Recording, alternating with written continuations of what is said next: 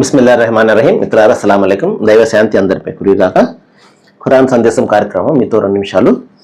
22వ అధ్యాయము 31వ వాక్యాన్ని తెలుసుకుందాము.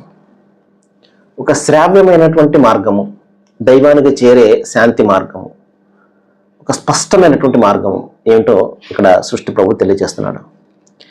ఏకాగ్రతతో అల్లాహకు దాసులు కండి, దైవత్వంలో ఆయనకు మరెవ్వరిని కూడా భాగస్వాములుగా చేయకండి.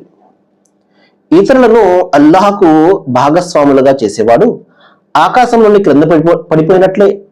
అతన్ని పక్షులైనా తన్నుకుపోతాయి, లేదా గాలి అతనిని ముక్కలు ముక్కలయ్యే ప్రదేశానికైనా విసిరివేస్తుంది.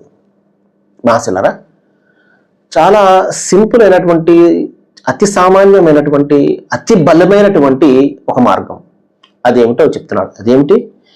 ఏకాగ్రత చిత్తంతో, ఒకే హృదయంతో, మనసా వాచా కర్మేణ అంటారు, ఆయనకు మాత్రమే మీరు దాస్యం చేయండి.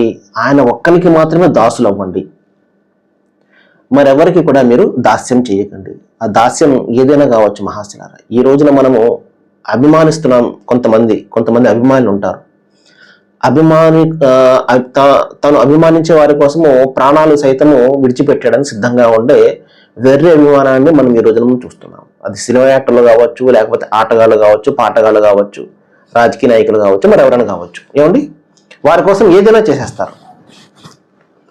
కానీ నిజమైనటువంటి విశ్వాసులు, స్వర్గాన్ని పొందగోరేవారు, సాఫల్యాన్ని పొందగోరేవారు ఏం చేస్తారు?